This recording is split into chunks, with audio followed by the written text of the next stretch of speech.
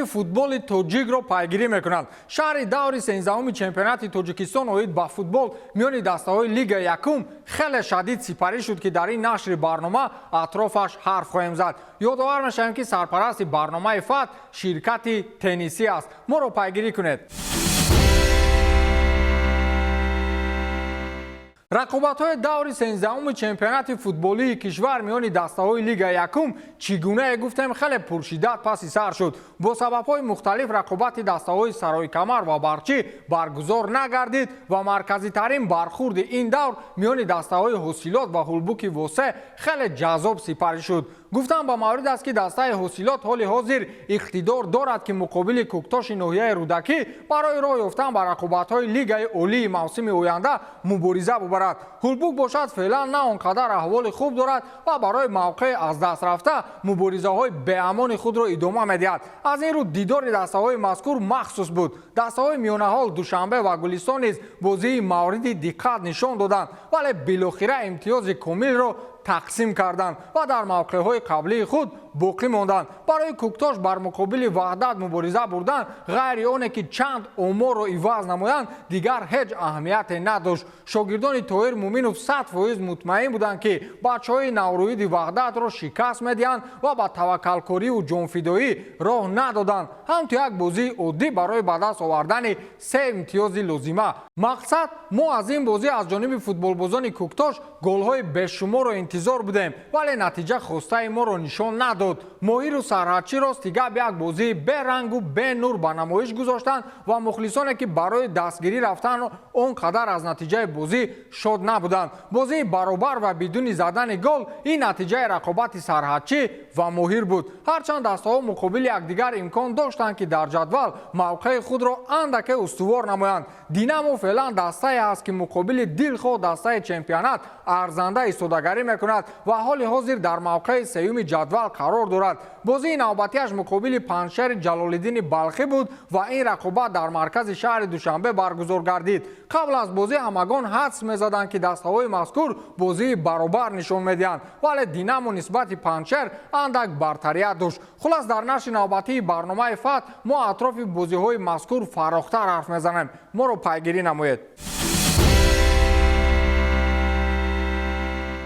оғоз мекунем аз рақобати марказии даври 13-ум, ки миёни Ҳосилоти Фархор ва Ҳулбуки Восе баргузор шуд. дербии ҷануби кишвар чун ҳамешагӣ шуру ғавғо ба миён овард ва футболбозони ҳарду тим фурсатҳои зиёди голӣ таъсис медоданд. ҳамчунин дар ин баробар мо аз услуби хусаи дастаи Ҳосилот дидан намудем, ки баъди тағйироти кадрӣ дар курсии сармураббигӣ рафти бозии онҳо тамоман дигар шудааст. аз контрҳуҷумҳо кор гирифтан, партофтҳои диагоналӣ ба ҷониби майдони ҳариф ва баъзан истифода аз пасҳои кӯтоҳ, ин ҳама самараи тағйироти дар боло зикр гардида аст, ки Ҳосилотро дар қиболи ҳарифи азалиашон баргузидатар нишон медод. футболбозони Ҳулбук фурсатҳои хатарзо камтар ташкил мекарданд ва самараи кам ба ҳуҷум гузаштан таъсири худро ба натиҷаи бозӣ гузошт, ки онро ҳамкорони мо пайгирӣ карданд. якҷо тамошо мекунем. яке аз бозиҳои марказии даври 13-уми чемпионати Тоҷикистон оид ба футбол байни дастаҳои Лигаи Якум дар варзишгоҳи марказии ноҳияи Фархор бо иштироки ду дастаи муддаӣ барои дарёфти роҳхат ба Лигаи Олӣ Ҳосилоти ноҳияи Фархор ва Ҳулбуки ноҳияи Восе баргузор шуд. дар дидори имрӯза дастаи Ҳосилот бо сармураббии ҷадид Юсуф Рабиёв андари майдони рақобат шуданд. ҳар ду даста аз дақиқаҳои аввали бозӣ танҳо барои ғолибият ба майдон омада пайваста дар хатти ҳуҷум қарор доштанд. дар ин қисмати дидор соҳибони майдон бештар дар хатти ҳуҷум қарор дошта аввалин шуда ба кушодани ҳисоб даст ёфтанд. голи аввали дидори имрӯзаро бошад ҳамлавари дастаи Ҳосилот Далер Чолов баъди кӯшишҳои зиёди ҳамдастагон вориди дарвозаи рақиб намуда дар ҳисоби бозӣ дастаи худро ба пеш баровард. дар идомаи бозӣ дастаи Ҳулбук низ чандин ҳолатҳои хатарнокро созмон дод, вале футболбозони хатти ҳамла имкониятҳои ба даст омадаро то ба охир истифода карда натавонистанд. дар дақиқаҳои охири нимаи аввали бозӣ баъди гузариш аз тарафи рости майдон футболбози дастаи Ҳосилот дар дохили ҷаримагоҳ аз пой афтонида шуд, ки дар ин ҳолат довари марказӣ зарбаи ҷаримавӣ таъин намуд. имконияти мазкурро ҳимоятгари канории дастаи ҳосилот Далер Шомуродов ба гол анҷом дод. қисмати аввали бозӣ бо ҳисоби 2-0 ба анҷом расида дастаҳо ба танаффус баромаданд. дар қисмати дуюми бозӣ бошад, боз ҳам дастаҳо барои тағйир додани ҳисоби бозӣ бар нафъи худ кӯшишҳои зиёд карданд, вале дар ин қисмати бозӣ футболбозони ҳар ду даста ба задани гол шарафёб нашуданд. ҳамин тариқ дербии минтақаи клуб дар Лигаи Якум бо иштироки дастаҳои ҳосилоти Фархор ва Ҳулбуки ноҳияи Восеъ бо ҳисоби 2-0 бар нафъи дастаи ҳосилот ба анҷом расида, дастаи ноҳияи Фархор барои дарёфти рохати Лигаи олӣ талошҳои худро идома медиҳад.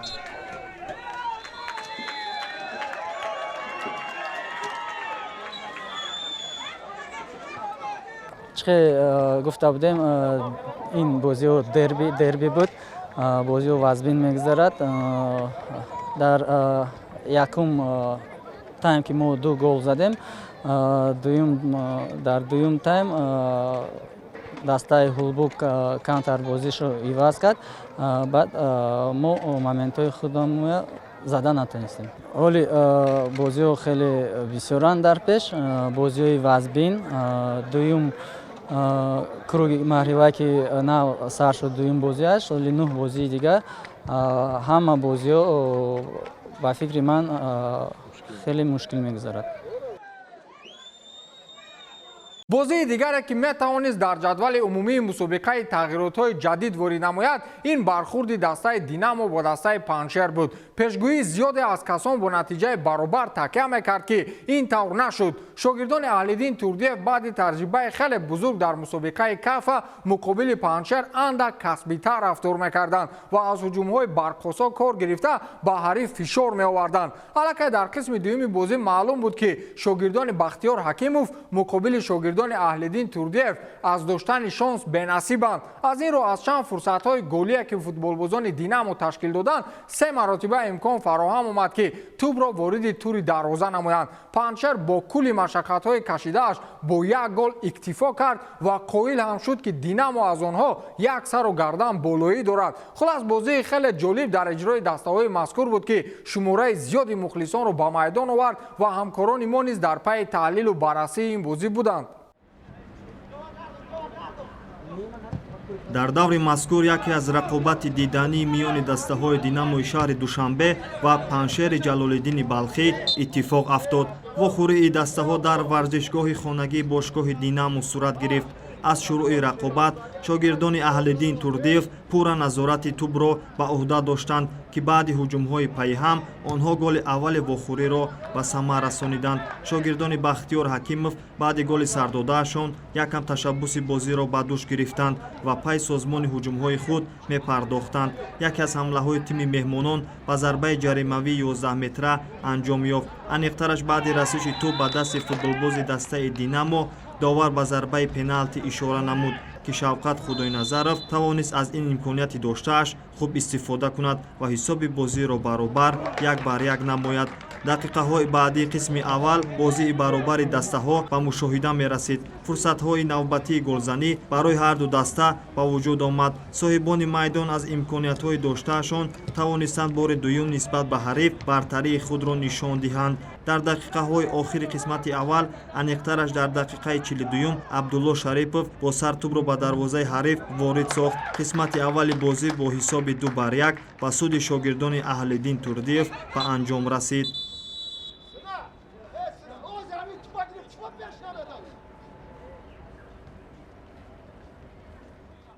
дар пайти дуюмо бозии якранги бошгоҳҳоро мушоҳида намудем. дар дақиқаҳои баъдӣ қоидавайронкунии хело зиёд рух медод ва довар бо корти зард чанде аз футболбозонро муҷозот кард. баъди як қоидавайронкунии дағали футболбози дастаи Паншер Зайниддин Яхшибеков зидди нимҳимоятгари соҳибони майдон доварро маҷбур сохт ки аз ҷайб аз корти сурхро нишон диҳад.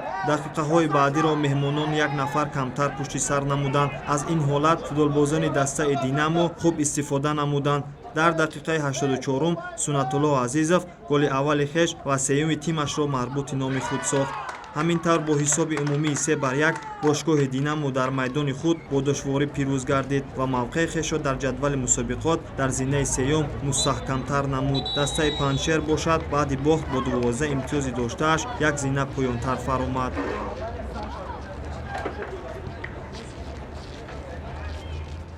бачаҳо хуб омода буданд, бозии хуб нишон доданд. Дастаи ҳарифам маълум буд ки хуб тайёрӣ дидагия барои авай бозӣ хуб гузашт. Ҳар ду дастаам мехостанд ғалабаро ба даст биёранд.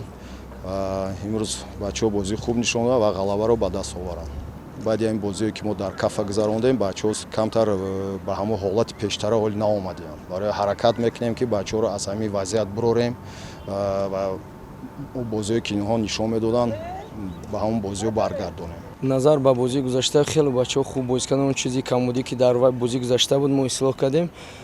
Дастаи Динамо ҳам дастаи хубе, қариб ҳама бозингарои медонем тими 19 сола ҳастанд. Барои 15 минути аввал бозӣ аз ваё буд, ваё хуб сар карданд. Баъд бачаҳои мо ба худ омад, баъди гол бозиро гирифтем. Баъд ҳисоби таҷриба нарасидан бисёр бозингарои мо мегӯм маҳаллия ва таҳкурсӣ ба қувват надоранд. Ҳамин ҳисоб камбудӣ ҳамин таҷриба нарасид. Он лаҳзае ки бояд мо истифода мебурдем ба гол анҷом меёфт, истифода бурда натонистем. Дастаи Динамо онро истифода бурд, ғалаба кард. бозиҳои дигари даври 16-уми чемпионати футболии кишвар миёни дастаҳои Лигаи Якум ба таври зайл сурат гирифтанд. Дастаи душанбе дар майдони худ тими Гулистонро қабул намуд ва дастаҳо бо нишон додани бозии баробар натиҷаро низ мусовӣ карданд. Онҳо ба дарвозаи ҳамдигар як голӣ заданд. Дастаи Куктош дар сафар ба дастаи Ваҳдат ба пирӯзӣ даст ёфт ва ба дарвозаи дастаи мазкур 3 голи беҷавоб зад. бозии дастаҳои Моҳир ва Сарҳадчӣ бидуни задани гол ҷамъбаст шуд. бозии Саройкамар ва Барчӣ бо сабабҳои мухталиф ба таъхир афтод ва дастаи Ҳосилот дар майдони худ Ҳулбугро бо ҳисоби 2-0 мағлуб кард. дастаи Динамо дар шаҳри Душанбе дастаи Паншерро қабул намуд ва ин дастаро бо ҳисоби 3-1 шикаст дод. ҷадвали умумии мусобиқа баъди даври 16-уми чемпионат он қадар тағйироти ҷиддӣ надорад. дастаи Куктош бо 35 имтиёз ҳоли ҳозир садрнишини ҷадвал аст ва далели дигар ин аст ки дар 13 даври мусобиқа ҳоло дастаи мазкур ягон маротиба ба шикаст мувоҷеҳ нашудааст. 11 ғалаба ва 2 мусовӣ. тафовути дастаи Ҳосилот аз Куктош ин аст ки фархориҳо дар 13 давр як шикаст доранд ва як бори дигар мусовӣ карданд. аз ин рӯ онҳо бо 34 имтиёз дар ҷои дуюми ҷадвал меистанд. Динамо ҳоло як бозии мавқуфшуда дорад ва бо ҳамин бозии кам дастаи Душанбегӣ бо 28 хол дар мавқеи сеюм меистад ва Саройкамари 5 бошад бо 21 хол моликии мавқеи чорумро дар ихтиёр дорад. Ҳулбуг марҳилаи нокомиҳои худро идома медиҳад ва бо 19 холи қаблияшон ҳоло дар ҷои панҷуманд. Барқчӣ бо 16 хол дар ҷои шашум, Моҳир бо 13 имтиёз дар хонаи ҳафтум, Гулистон ҳам бо 13 имтиёз дар мавқеи ҳаштум, дастаи Душанбе бо 12 хол дар ҷои нуҳум, Паншер низ бо 12 имтиёз ва тафовути голҳо дар мавқеи даҳум аст ва Сарҳадчӣ бо 8 хол дар хонаи 11-уми ҷадвал қарор дорад. дастаи Ваҳдати шаҳри Ваҳдат ҳамчун заифтарин дастаи чемпионат бо 2 имтиёз дар охирин хонаи ҷадвал қарор дорад. даври ояндаи мусобиқа, яъне даври 14-уми чемпионати Тоҷикистон оид ба футбол миёни дастаҳои Лигаи Якум ба таври зайл сурат мегирад. дастаи Гулистон дар шимоли кишвар тими Паншери Румиро қабул хоҳад кард. дар ин бозӣ метавонем дастаи Гулистонро фаворит шуморем, чун Паншер ҳоли ҳозир ҳам дар ҷадвал ва ҳам аз рӯи оморҳои дигар аз дастаи Гулистон чанд қадам қафо аст. Куктош ин навбат ҳам бозии осон дорад ва муқобили Моҳири Ёвон имкон дорад ки бо 3 имтиёзи дигар ба даст оварад. дастаи Душанбе дар майдони худ дастаи Ваҳдатро интизор аст. дастаи Динамо бошад ба меҳмонии дастаи Ҳулбуки восеъ меравад. Барқчӣ дар майдони худ дастаи Ҳосилотро қабул хоҳад кард. дар майдони марказии ноҳияи Ҳамадонӣ дастаи Сарҳадчӣ бо дастаи Саройкамар даст ба гиребон хоҳад шуд. дар рӯйхати нишонзанҳои чемпионат ягона тағйироте ки ба миён омад, ин як голи дигар зиёд задани футболбози дастаи Гулистон Муҳсин Рустамзода мебошад ки ҳоли ҳозир бо 16 хол дар садри аввали рӯйхати нишонзанҳои чемпионати мазкур қарор дорад. футболбози дастаи Куктош Азизбек Султонов бошад бо 15 хол дар мавқеи дуюм, Худоидод Узоқов аз Куктош бо 12 гол дар мавқеи сеюм, Масрур Ғафуров бошад аз дастаи Барқчӣ бо 11 гол дар мавқеи чорум аст. Сунатулло Азизов бошад аз дастаи Динамо бо 10 гол дар мавқеи панҷуми рӯйхати мазкур қарор дорад. футболбози дастаи Динамо ки чанде пеш ба яке аз дастаҳои мамлакати Беларусия гузашт, Абдуфаттоҳ Худоидодзода бо 9 голи қаблияш ҳоло ҳам дар мавқеи шашуми рӯйхати мазкур قرار دارد. دلیر چالوف اساسیلو در موقع هفتم، شاهین بویف در موقع هشتم، امیرجان خدایدادوف از دسته دوشنبه با 7 گل در موقع نهم است و علیشیر شکورو باشد از دسته کوکتاش با 7 گل در موقع دهم قرار دارد.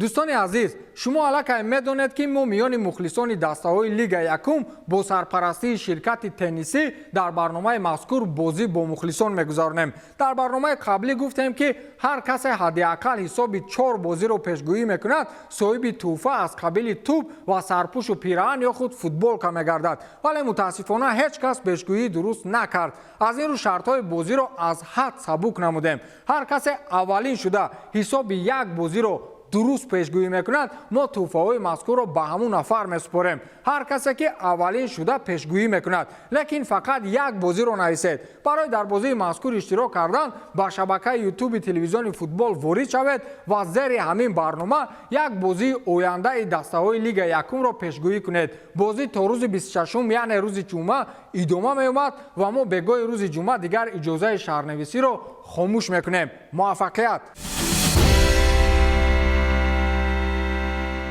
این برنامه فقط بود که ما از دور 13 چمپیونات تاجیکستان اوید با فوتبال میانی دسته‌های لیگ یکم شما رو آگاه ساختیم. تا هفته دیگر سلامت و سربلند باشید. خیر.